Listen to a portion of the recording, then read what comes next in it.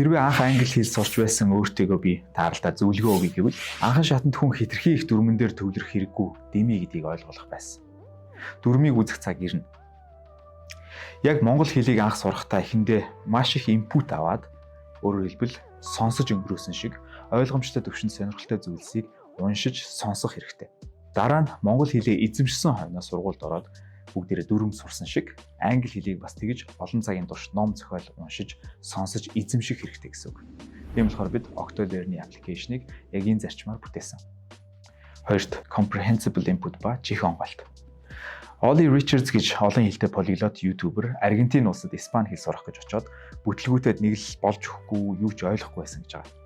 Гэтэл нэг өдөр өндөр алтичуудад амьсгаанд авчтаад шүн унтаж чадахгүй байсан болохоор өөрийгөө сатааруулах гэж нэг испани уран зохиолын ном барьж аваад ойлгохгүй ч байсан хамаагүй шүнжин уншаад хонсон гэсэн. Тэгсэн чинь маргааш нэг өдрөөс нь Буэнос Айресын гудамжаар явхад нь хүмүүсийн яриаг илүү сайн ойлгож эхэлсэн гэсэн. Өөрөөр хэлбэл чихэн онгойчсон гэсэн. Гэхдээ ном уншихад гол асуудал нь анхан шатанд эсвэл дунд шатанд яг таны төвшөнд зориулсан сонирхолтой түүх өгүүлбэрүүд олддоггүй. Олдсон ч номоо хаа явсан газар авч явах бас хэцүү. Мэдэхгүй үгээ тойл бичгээс байн хараад байх бас хэцүү. Тэгээ сүүлдээ бүр сурхаа хойш тавиад нөгөө ном нь тоосонд дарагддаг. Харин Octo-Learn app дээр ийм асуудал байхгүй. Та яг өөрт таарсан төвшөнд сонирхолтой зохиолоо уншаад тэндээсээ мэдэхгүй үгэн дээр нь дарахад л орчуулагтай нь хадгалаад авч болдог. 3-т би англи хэлийг 20 жилийн өмнө сурсан. Тэгэхээр одоо дахиж сурах байсан бол яг ингэх байсан гэсэн үг. Анх би англи явахдаа Dragon Keeper гэдэг нэг хятад нэг луутай охины тухай уран зохиолыг унших гээд эхний 30 хуудсыг нь нухаж зүйлдээ баг энэ маягаар бүтэхгүй юм байна. Энэ номыг юу нүд дуусахгүй юм байна гэд бодож исэн. Гэтэл би intensive аргаар буюу хит задлж 100% ойлгох гээд хичээгээд байсан юм байна лээ. Тэгээд унших аргаас солиод хэдхэн хоногийн дотор extensive reading гэж аргаар бүрэн ойлгохгүй байсан ч хамаагүй төвлөрч уншсаар агаад дуусгаж исэн. Түүний дараа миний чих онгойж англиар илүү сайн ойлгодог болсон. Түүнээс хойш нийт 7000 гаруй цагийг англи хэл дээр ном уншиж сонсоход зарцуулсан байлаа. Тэгэхээр англи хэлийг дахин сурах юм бол би өөрийн төвшин сонирхолтой ном зохиолуудыг ихээр унших байсан гэсэн үг. Намайг анх сурч байсныг бодвол орчин үеийн технологи хөгжөөд одоо AI, Google Translate гэх мэт зүйлсүүд гарсан. Эдгээрийг зөв сайн ашиглаж сурах хэрэгтэй. Аз болж манай Octo-Learn application дээр энэ бүх аргачлал технологийн шийдэлтэй маш гоё тоглоомжуулсан системтэй бүтээгдсэн байна. Та татаж аваад туршаад үзээрэй. 4-т ойлгосон ч ярьж чаддаггүй хүн ярианы чадвараа яаж сайжруулах вэ? Эхлээд ойлгоод байна гэдэг чинь маш том амжилт. Ойлгох болон ярих бол хоорондоо холбоотойж тустай чадвар. Ойлгох чадвар нь яг л далайн төвшний доор байгаа мөсөн уулын хэсэг шиг нүдэнд ил харагддаггүй ч хамгийн чухал суурь. Эсвэл модны үндэстэй зүйлж бас болно. Энэ чадварыг маш их инпут авч байж сурдаг. Харин ярих чадвар бол тэр мөсөн уулын далайн төвшнөөс дээгүүр гарч байгаа хэсэг гэсэн үг. Эсвэл модоор зөвлөх юм бол жимснэ гэж ойлгож бас болно. Энэ чадварыг маш их аутпут гаргаж байж сурдаг. Үүнд mimicking буюу shadowing гэж аргыг ашиглах хэрэгтэй. Чөлөөтэй ярих чадвар бол muscle memory буюу ам хоолой болчингууд хоорондоо яаж зохицож байгаа ой санамжийг хөгжүүлэх чадвар. Хүний тархи сармагчингаас нэг ялгаатай зүйл нь mirror neuron буюу тойлдох мэдрэлийн эс нь өндөр хөгжсөн байдаг. Энэ нь бусдыг хараад даган дуурайх чадвар гэсэн үг.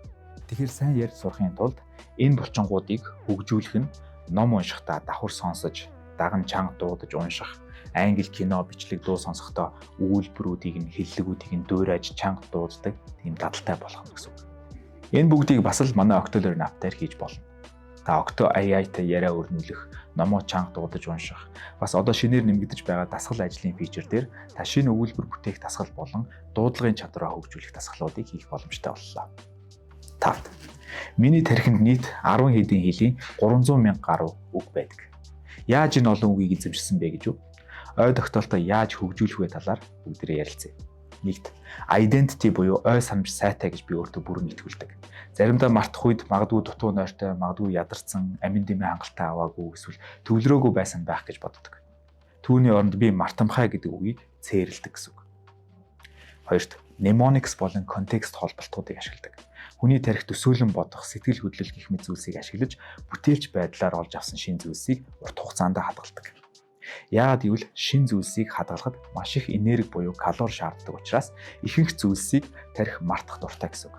Сануулгын тулд шин зүйлийг шинэлэг содон бөгөөд чухал гэдгийг тархиндаа ойлгуулах хэрэгтэй гэсэн үг. Бас төвлөрөл гэдэг бол хөгжүүлж болдог чадвар. Нэг шин зүйлийг эсвэл шин концептыг таарлахад түүн дээр яг тусгайлан цаг гаргаад 30 секунд эсвэл 1 минутыг 100% төвлөрөөд цаг зарцуулчихвал хангалттай байдаг. Active recall буюу идэвхтэй сэргээн бодохыг ашиглах хэрэгтэй гэсэн үг. Энд ч булчингаа ажилуулж байгаа юм шиг тархигаа ажилуулж иж ой тогтоолтоо ачааллуулж байж иж хөгжүүлдэг гэсэн үг. Тэгэхээр нойр болон зайтай таталт бас маш чухал. Германы эрдэмтэн Hermann Ebbinghaus-ын гаргасан энэ марталтын график бид нэр ашиглаад spaced repetition буюу зайтай давталтыг ашиглаж апн дээрээ бас шингээсэн байна. Тэгэхээр та яг мартах гэж байгаа үедээ дундуур нь хангалттай их нойр аваад дахин сэргэнэ гэсэн үг. Тэгэхээр энэ бүгдийг шингээсэн манай Octolearn app-ыг та яг одоо татж аваад 1 сарын ирэх 40% хөнгөлөлттэй, 1 жилийн ирэх 60% хөнгөлөлттэй байгаа дээр ашиглаарай. Хэрвээ хүсвэл та бас манай Max plan-ыг аваад 2 найзтайгаа хамт бүтэн эрхийг нь авах боломжтой байна.